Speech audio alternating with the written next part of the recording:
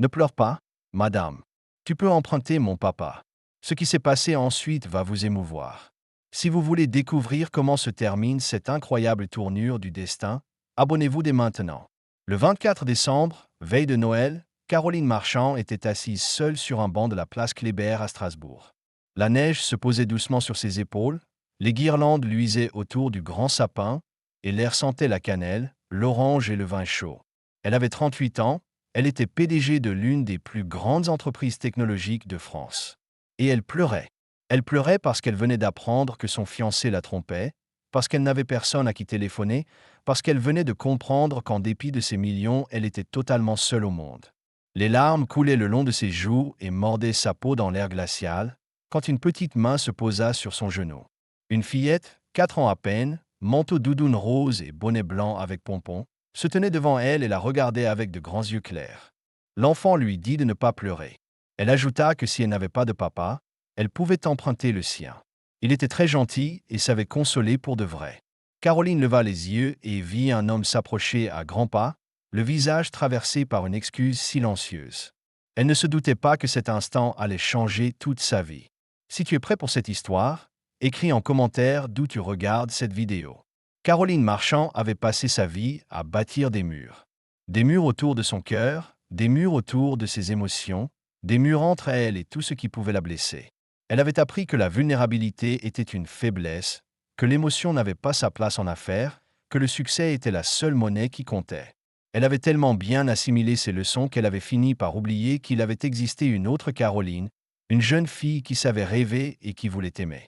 Elle avait grandi dans une petite ville près de Belfort, fille d'un ouvrier d'usine et d'une infirmière qui lui avait appris que le travail était l'unique chemin vers le haut. Son enfance avait été simple, mais heureuse, dans une maison modeste avec un jardin plein de fleurs et des parents qui l'aimaient sans condition. Caroline avait travaillé pour qu'il soit fier d'elle. Elle avait voulu être la meilleure à l'école, avait décroché une bourse pour intégrer Grenoble INP, avait cumulé 3 petits emplois pendant ses études afin de n'être à la charge de personne. À 25 ans, elle avait fondé sa première société. À 30 ans, elle avait vendu la deuxième. À 35, elle était devenue PDG de Marchand Technologies, une entreprise de 2000 salariés pour un chiffre d'affaires annuel de 300 millions d'euros. Mais le succès avait réclamé son prix. Ses parents étaient morts il y a 5 ans dans un accident de voiture, sur la route de la fête de leurs 50 ans qu'elle avait organisée. Elle n'avait même pas eu le temps de faire son deuil. Elle avait calé les funérailles entre 2 comités de direction et était retournée au bureau dès le lendemain. Ses rares amitiés s'étaient effritées sous le poids de ses absences, de ses refus répétés, de son incapacité à simplement être présente. Sa meilleure amie de la fac avait fini par ne plus appeler, et Caroline ne s'en était même pas rendue compte. Ces histoires d'amour avaient échoué l'une après l'autre, parce que les hommes finissaient par comprendre qu'ils seraient toujours relégués derrière l'entreprise. Puis elle avait rencontré Alexandre de Montreuil. Banquier d'affaires issu d'une vieille famille parisienne, charme assuré, culture brillante et apparemment pas intimidé par sa réussite. Il l'avait abordée lors d'un gala caritatif au Palais de la Musique et des Congrès à Strasbourg. Il l'avait impressionnée par son esprit et sa conversation, lui donnant l'illusion qu'elle pouvait, pour une fois, ne pas être la personne la plus performante de la salle. Il l'avait courtisée avec patience et constance, avait accepté ses excuses, pardonné ses retards, toléré sa boulimie de travail. Au bout de 2 ans, il lui avait offert une bague, un diamant si grand qu'il en paraissait presque ridicule, acheté place Vendôme. Elle avait dit oui parce qu'elle pensait l'aimer ou, au moins, parce qu'elle croyait que c'était le type d'amour qu'elle méritait. Ce matin de la veille de Noël, elle avait vu sur son téléphone un message qui ne lui était pas destiné. Elle n'avait pas fouillé, elle n'avait jamais fouillé. Le téléphone était posé sur la table du petit déjeuner, l'écran s'était allumé et ses yeux avaient accroché les mots avant qu'elle puisse se détourner. Un message d'une femme prénommée Margot, qui demandait quand il quitterait enfin sa fiancée ennuyeuse pour qu'ils puissent être ensemble. Fiancée ennuyeuse. Ces mots s'étaient gravés dans sa mémoire comme au fer rouge. Caroline avait reposé le téléphone, retiré la bague de son doigt et quitté le loft du quai des Bateliers qu'elle partageait avec lui. Elle n'avait rien dit, n'avait pas cherché la confrontation, n'avait demandé aucune explication. Qu'aurait-elle pu dire?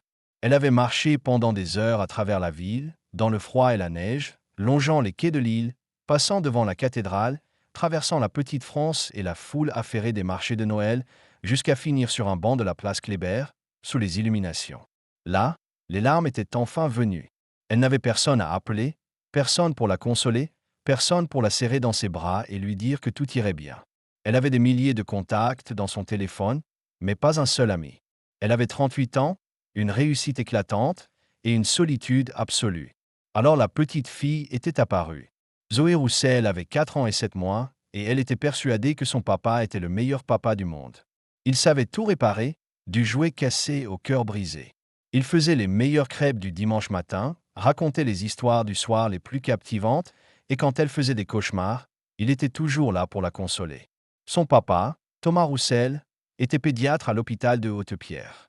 Il avait 35 ans, élevé Zoé seul depuis que sa mère était morte de complications à l'accouchement, et il avait organisé toute sa vie pour être présent pour sa fille. Il travaillait à temps partiel afin de pouvoir la récupérer chaque jour à l'école maternelle. Il cuisinait du frais tous les soirs parce qu'il voulait qu'elle mange sain, des soupes aux légumes, des omelettes aux fines herbes, des gratins qu'elle soufflait avec sérieux. Il lui lisait une histoire chaque soir, souvent les livres que sa mère avait aimés, des albums aux coins adoucis par les mains, et il restait au bord du lit jusqu'à ce que sa respiration redevienne régulière. Ce soir-là, veille de Noël, il s'était promené autour du grand sapin et des chalets du Christ Kindelsmarik pour admirer les illuminations avant de rentrer ouvrir les cadeaux. Zoé adorait les lumières, la façon dont elles faisaient scintiller la neige, la chaleur qu'elle semblait répandre dans la nuit de décembre. Elle avait trottiné de quelques pas en avant parce qu'elle avait repéré un arbre particulièrement beau. C'est là qu'elle avait vu la dame sur le banc. La dame pleurait. Zoé connaissait les larmes. Elle pleurait parfois, elle aussi, quand elle était triste ou quand elle s'était fait mal. Et elle savait ce qu'il fallait faire quand quelqu'un plairait. Il fallait le consoler. Il fallait être gentil. Il fallait aider. Alors elle s'était approchée de la dame et avait posé sa petite main sur son genou. La dame avait levé brusquement la tête, les yeux rougis, les joues mouillées. Zoé lui avait dit de ne pas pleurer. Elle avait demandé si la dame n'avait pas de papa pour la consoler. Et quand la dame avait secoué la tête, Zoé avait fait l'offre la plus généreuse qu'un enfant puisse faire. Elle avait dit que la dame pouvait emprunter son papa. Il était très doué pour consoler. Il l'aiderait sûrement. Thomas ne s'était aperçu qu'au bout de quelques secondes que Zoé avait filé. Il avait balayé la place du regard, l'avait repéré près d'une inconnue et s'était mis à courir. Son cœur battait trop fort, mais lorsqu'il avait vu Zoé poser la main sur le genou de la femme en sanglots, il avait ralenti. La femme sur le banc était très belle, même avec le visage défait par les larmes et les cheveux un peu ébouriffés. Elle portait un manteau beige élégant qui devait coûter plus qu'un mois de son salaire. Elle avait l'air de quelqu'un qui n'avait pas l'habitude d'être réconforté par des petites filles. Il s'était excusé. Pardon. Zoé est parfois trop gentille avec les inconnus. Il avait tendu la main pour la reprendre. Mais Zoé avait refusé. La dame est triste et elle a besoin d'aide. On ne peut pas la laisser toute seule. Pas ce soir. Pas si elle pleure. Thomas avait regardé sa fille, puis la femme, et il avait pris une décision qui allait changer sa vie. Il s'était assis à côté de Caroline sur le banc, tandis que Zoé s'installait entre eux comme si c'était la chose la plus naturelle du monde. Autour d'eux, la neige tombait en silence, les champs lointains se mêlaient à l'odeur d'épices, et les lumières couraient sur les branches comme des étoiles apprivoisées. La neige continuait de tomber, les lumières de Noël scintillaient. Pendant un long moment, personne ne dit rien. Puis Zoé se mit à parler. Elle parla des lumières et de comme elles étaient belles. Elle parla de leur sapin à la maison et des paquets qu'ils avaient glissés dessous. Elle parla des bredels qu'elle avait fait avec papa et de la moitié de la pâte qu'ils avaient mangée avant même d'aller au four. Elle parlait sans s'arrêter, comme seuls les enfants savent le faire, sans pause et sans point final, une cascade d'images où se mêlaient étoiles en papier, sucre glace et chants de Noël. Au bout d'un moment, Caroline s'aperçut qu'elle ne pleurait plus. Thomas s'excusa encore pour Zoé. Caroline fit un geste de la main. Elle dit que l'enfant avait fait exactement ce qu'il fallait. Parfois, on a besoin que quelqu'un vous dise que tout ira bien, même si ce n'est pas tout à fait vrai sur le moment. Thomas demanda ce qui s'était passé. Ce n'était pas de la curiosité. C'était le réflexe d'un médecin qui a appris à écouter la douleur des autres et à la reconnaître. Caroline hésita.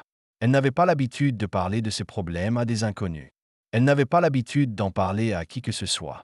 Mais c'était la veille de Noël, elle était seule, et cet homme avec sa petite fille ne l'avait pas ignorée comme tous ceux qui avaient passé devant le banc. Alors elle raconta. Elle parla d'Alexandre, du message, de la bague qu'elle avait posée sur la table de la cuisine avant de partir. Elle ne dit rien de son entreprise, ni de son argent, ni de son succès, parce que tout cela lui paraissait soudain si peu important. Thomas écouta sans l'interrompre. Quand elle eut fini, il dit simplement que cela devait faire très mal et que personne ne méritait d'être traité ainsi. Pas de grands discours, pas de conseils, pas de tentative de résoudre le problème. Juste de la compassion, calme et nette. Zoé, qui commençait à gigoter, demanda si la dame ne voulait pas venir chez eux. Ils avaient assez à manger pour 3 et le sapin était très joli et ce serait vraiment triste que quelqu'un soit seul le soir de Noël. Thomas voulut protester, expliquer qu'on n'invite pas les inconnus comme ça pour le réveillon, mais il regarda le visage de Caroline. Il y vit une solitude profonde et ancienne, la même brèche qu'il combattait en lui depuis le jour où la mère de Zoé était morte. Il dit que Zoé avait raison. Si Caroline n'avait pas d'autre plan, elle était la bienvenue. Caroline aurait dû dire non. Elle aurait dû se lever et repartir vers sa vie chère et vide. Mais elle était fatiguée. Fatiguée de pleurer, fatiguée d'être seule, fatiguée d'être forte en permanence. Elle dit oui. L'appartement de Thomas était petit, bien plus petit que le loft de Caroline. 3 pièces dans un vieil immeuble de la Crutenon, avec de hauts plafonds, un parquet ancien qui craquait doucement, et un sapin de Noël clairement décoré par un enfant. Les boules pendaient tout en bas, là où des mains d'enfants pouvaient les atteindre, et la pointe était une étoile en papier doré, un peu de travers, découpée avec application et collée au ruban adhésif. Partout traînaient des jouets, des livres ouverts à la moitié d'une histoire, des crayons oubliés sur la table, les petites traces d'une vie vraiment vécue. C'était la plus belle maison que Caroline ait jamais vue. Son loft avec vue sur la cathédrale avait figuré dans un magazine de décoration, aménagé au millimètre par un architecte d'intérieur hors de prix, mais il n'avait jamais donné l'impression que quelqu'un y habitait. Thomas cuisinait pendant que Zoé montrait ses trésors à Caroline. Chaque poupée avait un prénom et une histoire. Chaque peluche avait une mission secrète. Il y avait le nounours Bruno, que papa lui avait offert quand elle avait perdu sa première dent et qu'ils avaient posé ensemble sous l'oreiller. Il y avait la licorne Stella, un cadeau de mamie à Colmar, qui avait des pouvoirs magiques très précis. Elle savait repousser les mauvais rêves et trouver les objets perdus sous le canapé. Il y avait le bébé en tissu qui avait appartenu à sa maman, que Zoé ne sortait que les jours importants et qu'elle berçait avec un sérieux grave. Caroline écoutait, posait des questions et s'étonnait de la facilité avec laquelle les mots lui venaient avec cette petite fille. Elle n'avait jamais eu de temps pour les enfants, jamais su quoi faire d'eux. Dans les conseils d'administration, elle se sentait en terrain familier. En négociation, elle était brillante, mais les enfants lui avaient toujours paru lointains. Avec Zoé, tout devenait simple. Zoé était ouverte, joyeuse, accueillante. Elle l'acceptait sans question, sans jugement, sans attente. Le dîner était simple. Des knacks bien chaudes, une salade de pommes de terre à la moutarde encore tiède, quelques cornichons et une assiette de petits gâteaux de Noël rangés sur une planche en bois. Caroline ne se souvenait pas de la dernière fois où elle avait mangé des saucisses. Dans son monde, il y avait des restaurants étoilés, des menus dégustation, des coupes de champagne qui coûtaient plus cher que tout ce repas, des réservations prises des mois à l'avance, des assiettes qui ressemblaient à des œuvres d'art. Rien n'avait pourtant jamais eu le goût de cette salade de pommes de terre, faite selon la recette de la mère de Thomas, servie à une table avec une bougie vacillante plantée dans un vieux pot de confiture et une enfant qui bavardait sans s'arrêter. Après le dîner, ce fut le moment des cadeaux. Zoé déchira le papier avec l'enthousiasme que seuls les enfants possèdent, un rire qui éclatait à chaque découverte. Caroline se surprit à sourire en admirant chaque jouet, en feuilletant chaque livre comme si c'était un trésor. Thomas avait même prévu un petit paquet pour Caroline. Une paire de chaussettes en laine, achetées à la hâte dans une petite mercerie du quartier parce qu'il avait remarqué que ses pieds, dans des collants trop fins, étaient glacés. C'était un cadeau absurde pour une femme qui pouvait tout s'offrir. Alexandre lui avait offert une montre à 10 000 € pour son dernier anniversaire. Et pourtant, en sortant les chaussettes de leur papier brun, Caroline dut retenir ses larmes. C'était la première fois depuis des années que quelqu'un pensait à elle. Vraiment à elle, pas à la PDG ni à la millionnaire, mais à la femme aux pieds glacés qui s'était assise seule sur un banc, sur une place battue par la neige. Après les cadeaux, Thomas lut une histoire à Zoé et Caroline resta dans le salon à regarder les photos accrochées au mur. Il y avait beaucoup d'images de Zoé, depuis sa naissance jusqu'à aujourd'hui, toutes les étapes d'une petite vie capturée avec une tendresse discrète. Il y avait aussi des photos d'une femme aux cheveux foncés et au sourire doux, qui devait être la femme de Thomas. Sur l'une, Elle tenait un petit ventre arrondi et rayonnait vers l'objectif, sans savoir ce qui l'attendait. Quand Thomas revint, il parla de Marie. Ils s'étaient rencontrés à la fac de médecine, tous deux en première année, trop de café, pas assez de sommeil, des cours au petit matin et des gardes à n'en plus finir. Ils s'étaient aimés lentement puis d'un seul coup. Ils avaient célébré leur mariage dans une petite église d'un village alsacien, avec seulement leurs proches. Marie était tombée enceinte. Ils avaient été heureux, vraiment heureux, à faire des plans sur des carnets cornés. Elle était morte en couche, à cause d'une complication que personne n'aurait pu prévoir. Il le raconta sans amertume et sans apitoiement, comme quelqu'un qui a appris à vivre avec la douleur, qu'il a intégrée à son histoire au lieu de la laisser l'écraser. Caroline écouta et pensa à sa propre solitude, si minuscule à côté de la sienne et pourtant si lourde, parce qu'elle n'avait personne pour qui tenir bon. Cette nuit-là, Caroline ne retourna pas à son loft. Elle s'endormit sur le canapé de Thomas, enveloppée dans une couverture qui sentait l'adoucissant et la maison. Pour la première fois depuis des mois, elle dormit sans cauchemar jusqu'au matin.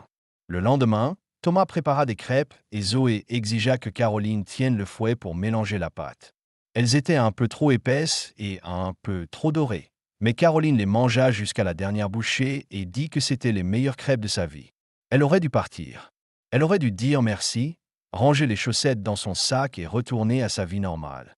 Au mai, aux conférences téléphoniques, au loft vide. Elle ne le fit pas. Elle resta pour le déjeuner, puis pour une promenade le long des quais où l'eau fumait sous le froid, puis pour le dîner. Quand il fut l'heure de partir, Zoé demanda si elle pouvait revenir demain. Alors elle revint. Encore et encore. Dans les semaines qui suivirent, Caroline découvrit une vie qu'elle n'avait jamais vécue. Elle apprit à lire des histoires du soir en changeant les voix, du grand ours qui grogne à la petite souris qui piaille. Elle apprit à construire des cabanes avec des couvertures et des coussins, à faire voyager des animaux en peluche dans des tipis improvisés, à organiser des goûters imaginaires où le chocolat était du thé et où les biscuits étaient des pièces précieuses. Elle apprit à simplement être là, sans agenda, sans objectif, sans la pression constante d'avoir à prouver quelque chose. Elle continua d'aller au travail. Bien sûr, Marchand Technologies avait besoin d'elle, ses équipes avaient besoin d'elle, mais elle travailla moins. Elle délégua davantage. Elle quitta le bureau à 18 heures au lieu de 22 heures et s'étonna que le monde ne s'écroule pas, que les projets avancent, que ses collaborateurs produisent un excellent travail sans sa surveillance permanente. Elle confia la gestion opérationnelle à Mina Haddad, sa directrice générale, clarifia les responsabilités, coupa les réunions inutiles, interdit les mets après 19 heures et bloqua ses soirées dans l'agenda. Elle découvrit que l'entreprise respirait mieux quand elle cessait d'asphyxier tout le monde avec son perfectionnisme. Thomas devint son ami. Ou peut-être l'avait-il été dès le premier soir. Ils parlèrent des heures entières de tout et de rien, de rêves et de peurs, de passé et d'avenir. Il lui raconta son service de pédiatrie, les tout-petits comportés comme des oiseaux blessés, les parents qui faisaient semblant d'être forts, les nuits blanches où l'on attend un résultat, la joie disproportionnée quand un enfant recommence à manger ou à rire. Elle lui parla de son entreprise, de ses débuts dans une petite pièce qui surchauffait l'été, des ordinateurs d'occasion, des investisseurs qui confondaient ambition et prétention quand elle portait une robe, des réunions où on lui expliquait sa propre stratégie. Il n'était pas impressionné par son argent. Il n'était pas intimidé par sa réussite. Il était impressionné par elle, par la femme qu'elle devenait quand elle déposait le masque de PDG et qu'elle était simplement Caroline. La femme qui riait aux blagues improbables de Zoé, qui se tachait de crème en fouettant la chantilly, qui ratait une tarte flambée et en riait encore. Un soir, alors que Zoé dormait et qu'ils étaient assis côte à côte sur le canapé, il lui demanda ce qu'elle souhaitait pour la suite. Elle réfléchit longtemps avant de répondre. Autrefois, elle aurait parlé d'expansion, de croissance, de nouveaux marchés. Cette fois, elle dit autre chose. Elle dit qu'elle voulait quelqu'un qui la connaisse vraiment, quelqu'un auprès de qui elle n'aurait pas à être parfaite, quelqu'un qui ne la laisserait pas pleurer seule un soir de Noël. Thomas prit sa main. Il dit qu'il aimerait être ce quelqu'un si elle le laissait faire. Elle le laissa. Un an plus tard, le 24 décembre, Caroline était de nouveau assise sur le même banc place Kléber. Mais cette fois, elle ne pleurait pas.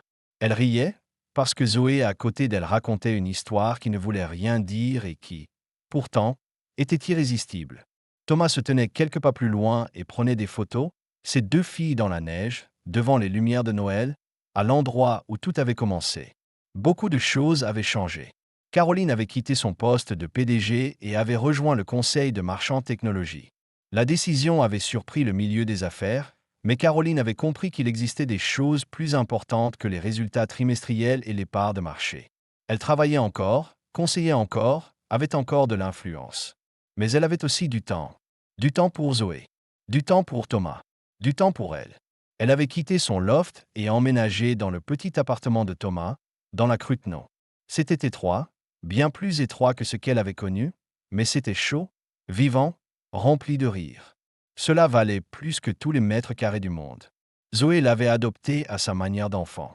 Elle ne l'appelait pas maman, ce n'aurait pas été juste, mais elle l'appelait Rina et la traitait comme une meilleure amie qui, par hasard, était aussi une adulte. Caroline l'aidait pour les devoirs, alignait les lettres avec elle sur de grands cahiers à petits carreaux, recomptait les perles quand les additions s'en mêlaient, lissait les pages froissées. Elle lui coiffait les cheveux en tresses invraisemblables, des nattes en épis qui s'écroulaient avant le dîner, des chignons hérissés d'épingles scintillantes. Elle lui lisait une histoire chaque soir, parce qu'elle avait découvert que les histoires du coucher faisaient partie des plus beaux moments du jour, ces minutes suspendues où la lumière se fait douce et où les voix deviennent des refuges. À l'automne, Thomas et elle s'étaient mariés, une petite cérémonie au service d'état civil, avec seulement les grands-parents de Zoé et quelques amis en témoin. Caroline portait une simple robe blanche, sans signature ni traîne, et Thomas la regardait comme si elle était la plus belle personne au monde. Zoé était demoiselle d'honneur, très concentrée sur sa corbeille de pétales, si sérieuse que tout le monde avait ri avec tendresse. Ils avaient traversé la place, partagé une part de bûche en avance dans un café aux vitrines pleines de guirlandes, puis s'étaient promenés le long des quais, mains serrées dans les poches, heureux et un peu étonnés de leur propre bonheur. Parfois, Caroline pensait encore à cette veille de Noël un an plus tôt, à la solitude qui l'avait submergée, aux larmes qui ne voulaient plus s'arrêter. Elle pensait à la femme qu'elle était alors, une femme qui brillait de réussite et qui, à l'intérieur, résonnait de vide. Elle pensait à quel point elle avait été près de renoncer, de se perdre dans cette solitude, de rester pour toujours celle qui possédait tout sauf l'essentiel. Et puis elle pensait à la petite fille au manteau rose, venue vers elle comme si c'était la chose la plus naturelle du monde, qui lui avait proposé son papa avec une simplicité désarmante. Les enfants savent des choses que les adultes oublient.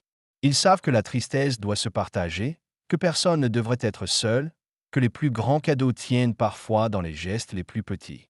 Ils savent que l'amour n'a pas de conditions, pas de préalable, pas d'attente à cocher. Ne pleure pas, madame. Tu peux emprunter mon papa. Ces mots avaient sauvé sa vie, pas de manière dramatique, pas comme au cinéma, mais de cette façon vraie et silencieuse dont les vies se redressent. Par la gentillesse, par la compassion, par une enfant qui ne savait pas ce qu'elle faisait et qui l'a fait quand même, par un père qui n'a pas ignoré une inconnue en larmes, par une invitation à dîner qui a tout changé. Thomas appela qu'il avait assez de photos et Zoé bondit pour le rejoindre, glissa presque sur le chemin gelé et fut rattrapée par ses bras solides.